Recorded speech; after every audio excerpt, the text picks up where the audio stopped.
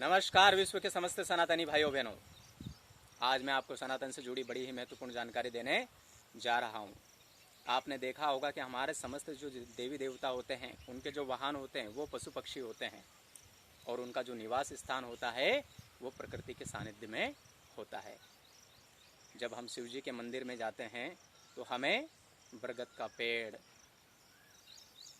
गले में नाग, सामने नंदी ये मिलेंगे।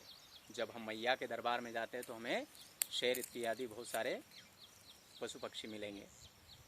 जब हम कार्तिकेय के मंदिर में जाते हैं, भगवान कार्तिकेय के मंदिर में जाते हैं तो हमें मयूर मिलेगा।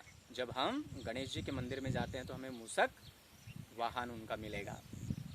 जब हम मैया सरस्वती के मंदिर में जाते हैं तो हमें हंस मिलेगा।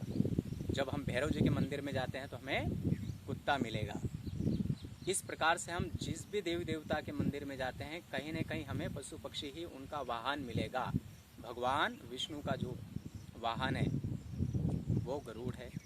नारायण गरुड़ पर बैठते हैं, शेष शैया पर लेटते हैं।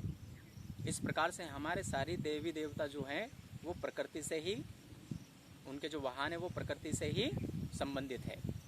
तो वो हमें संकेत क्या देते हैं? वो संकेत ये देते हैं कि जब तक ये प्रकृति है तब तक ही हमारा अस्तित्व है, जब तक ये जीव जंतु है तब तक ही हमारा अस्तित्व है। और जब हम मंदिर में जाते हैं, जब हम गणेश जी के मंदिर में जाते हैं तो मूषक को लड्डू चढ़ाते हैं। शिव जी के मंदिर में जाते हैं तो नाग को दूध पिलाते हैं, नंदी को खिलाते हैं। ऐसे हम जब भैरव जी के मंदिर में जाते हैं तो कुत्ते को भोजन कराते हैं। तो हम जिस मंदिर में भी जाते हैं हम उनके वाहनों से भी विनती भी करते हैं और उसे मिष्ठान वगैरह चढ़ाते हैं। पर रियल ज़िंदगी में इसके हम उलट करते हैं। जब हमारे घर के द्वार पर कोई जब कुत्ता आ जाता तो हम उसे लट देकर भगा देते हैं, जबकि वो कोई चोरी करने नहीं आया है, वो केवल 2 रोटी के लिए आया, पर हम उसे मारकर भगा देते हैं।